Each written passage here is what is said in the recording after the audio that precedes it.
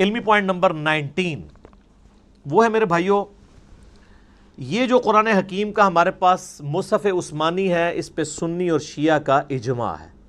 یہ بڑا پراپوگنڈا ہوتا ہے مناظروں میں بھی کہ جی شیعہ اس قرآن کو نہیں مانتے، اور آپ کو حیرانگی ہوگی کہ شیعہ سنیوں کے اوپر بھی اعتراض کرتے ہیں کہ سنی قرآن میں تحریف مانتے ہیں۔ وہ میرا آپ یوٹیوب پہ کلپ دیکھ لیں، کیا شیعہ کافر ہیں، تو میں نے اس میں یہ ساری چیزیں کھولی ہیں۔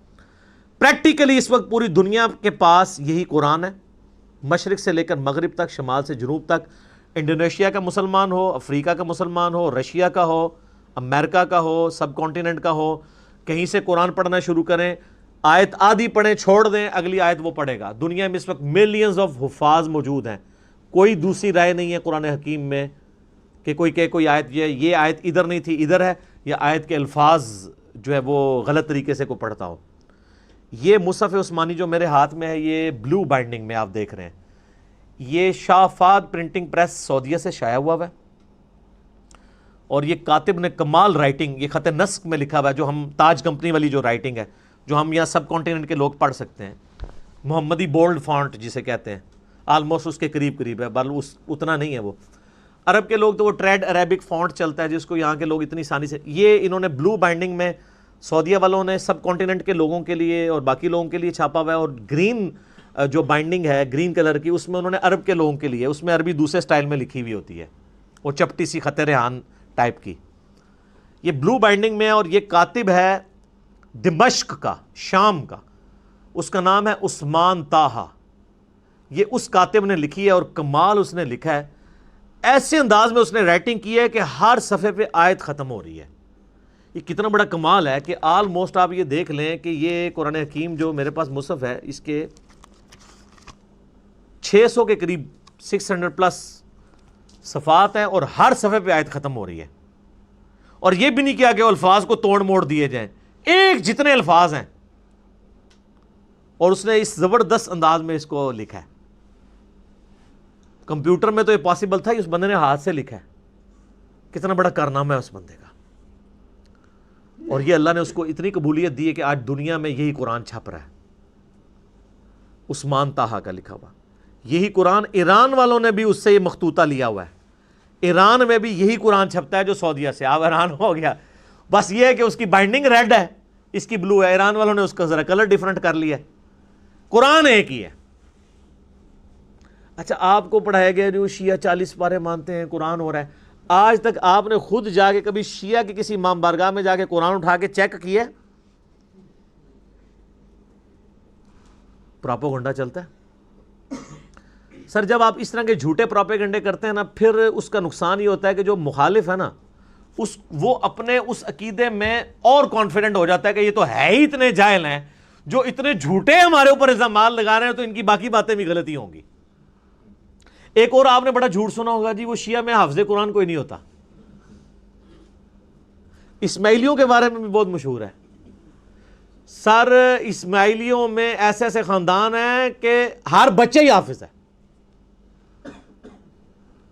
مجھے کوئی سے ایک بھائی نے ای میل کی، وہ بتانے لگا وہ اسماعیلی تھا، پھر میرے لیکچر سن کے وہ جو ہے وہ فرقہ واریت سے نکلا، تو مجھے بتانے لگا کہ ہمارے خاندان میں کوئی بندہ ایسا نہیں جو حافظ نہ ہو، لیکن بس حافظ ہی ہے، بلکہ حافظ ہے پنجابی والا، ترجمہ نہیں آتا، عقیدے قرآن کے مطابق نہیں۔ اور یہاں مشہور کیا ہے جی وہ شیعہ حافظ نہیں ہو سکتا، وہ اس لیے کہ شیعہ کے اندر یہاں پہ اب مدرسے بننے شروع ہیں حفظ کے، تو ادھر اس ہمارے سب کانٹیننٹ میں ٹرینڈ نہیں ہے حفظ کرنے کا، چونکہ یہاں پہ زیادہ مدرسے تھے سنیوں کے، سنی یعنی بریلوی، دیوبندی، اہل حدیث تینوں، یہاں پہ وہ حفظ کرواتے تھے، پورا سسٹم چل رہا، تو ظاہر ہے وہ حافظ ہی بن کے نکلنے تھے۔ تو لیکن ایران میں آپ چلے جائیں، وہاں حفظ کے مدرسے ہیں، ہزاروں حافظ ملیں گے آپ کو۔ یہاں پہ بھی اب انہوں نے کچھ سلسلہ شروع کیا تو حفاظ ملیں گے۔ ہمارے پاس ہمارے وہ جو حیدر بھائی آتے ہیں، وہ قم یونیورسٹی سے پڑھے ہوئے ہیں، تو وہ حافظ بھی ہیں، اور ماشاءاللہ بہترین پروننسیشن ہے ان کی۔ تو یہ یعنی ایک جھوٹا پراپوگنڈا کیا جی وہ حافظ نہیں ہو سکتا، چونکہ یہ قرآن کو مانتے نہیں تھے، لہٰذا ان میں حافظ ہی کوئی نہیں ہے۔ کہانی ہے، چل رہی ہے، 40 پارے ہیں، وہ جی 30 پارے، وہ 10 پارے، وہ کہتے ہیں بکری کھا گئی۔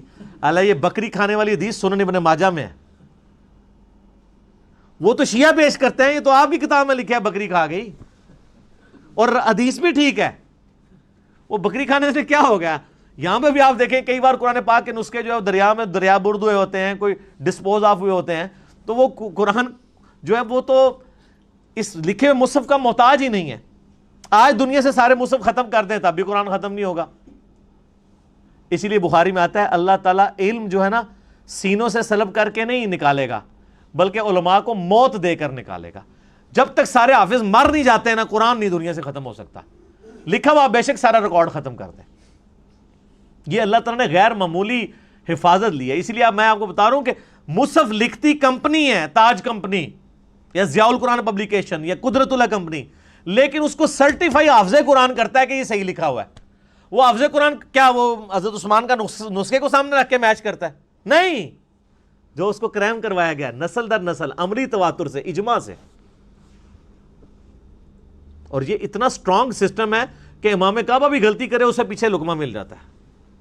آج تک کسی بڑے سے بڑے عالم نے جب غلطی کی ہو کوئی احترام میں چپ رہتا ہے؟ لقمہ ملتا ہے سر. کو پڑھ نہیں سکتا. اب تو خیر ان کے لیے اور مصیبت کھڑی ہو گئی ہے نا, اب لوگوں نے smartphone air flight mode میں رکھے ہوتے ہیں. پہلے تو حافظ اتنی لمبی چھلانگیں مار جاتے تھے تراویح میں, تو وہ سامع کے ساتھ ملی بھگت ہوتی تھی کہ جو اس کو ویک پورشن یاد ہوتا تھا اس پہ چھلانگ مار دیتا تھا. اب چھلانگ مار ہی نہیں سکتا, اس لیے حفاظ کی بھی چھانٹی ہو رہی ہے. اب پکے حافظ ہی صرف قیام اللیل کروا سکتے ہیں رمضان کا, کچے حافظ کروا بھی نہیں سکتے, پکڑے جائیں گے, چھلانگ مار ہی نہیں سکتے. اچھا پھر وہ اتنے سارے سامعوں سے تو نہیں کوئی لڑ سکتا, ایک سامع کو تو کہہ سکتا ہے. ہم نے تو بڑی لڑائیاں ہوتی دیکھی ہیں کہ سامع غلطی نکالتا تھا تو 2-3 تو بس برداشت کرتے تھے, پھر وہ ایسے آنکھیں نکالتے تھے, اگلی بار وہ پڑھتے جاتے تھے. لیکن اب اتنے لوگ کھڑے ہیں, وہ تو نہیں پھر چھوڑیں گے کہ یہ آپ کیا پڑھ رہے ہیں. اس لیے اب آپ دیکھیں پکے حافظ اچھا قرآن پڑھنے, اب لوگوں میں شعور بھی ہے یار قرآن سننا ہے ہم نے, یعلمون تعلمون نہیں سننا. تو لوگ بڑی یعنی کنسنٹریشن کے ساتھ ایسی مساجد کے اندر جاتے ہیں جہاں سکون سے قرآن پڑھا جاتا ہو, لوگ قرآن کو انجوائے کرتے ہیں. یہ یعنی اسمارٹ فون کی برکت اس حوالے سے ہے. اب اس دن سے ڈریں کہ یہ علماء یہ فتوی نہ دے دیں کہ اسمارٹ فون میں قرآن پڑھنا اور سننا حرام ہے, تاکہ ان کی جان چھوٹ دے. ہاں ایک بندے نے کہا, میرا کوشچن بھی چڑھا ہوا ہے کیا موبائل پہ قرآن پڑھ سکتے ہیں؟ اس نے کہا جی قرآن پڑھ تو سکتے ہیں لیکن اس قرآن کا ثواب نہیں ملے گا. ایک کہانی کرا لی ہے. تو پھر میں نے اسے پھکی دی تھی کہ صحابہ کرام کو دیکھ کے قرآن پڑھتے تھے, ان کو زبانی پہ ثواب ملتا تھا. تو ہم اگر مصحف سے نہیں دیکھ کے پڑھ رہے, موبائل سے دیکھ کے پڑھ رہے ہیں, تو ہم تو ڈبل کام کر رہے ہیں, پڑھ بھی رہے ہیں اور دیکھ بھی رہے ہیں, تو ہمیں اتنا بھی ثواب نہیں ملے گا. وہ تو خالی زبانی پڑھتے تھے, سوائے ان لوگوں کے جن کے پاس مصحف تھا اور وہ حافظ نہیں تھے. تو یہ حفاظ والا بھی پورا پراپوگنڈا کیا ہوا جی کہ جی وہ حافظ جناب ہو ہی نہیں سکتا کوئی.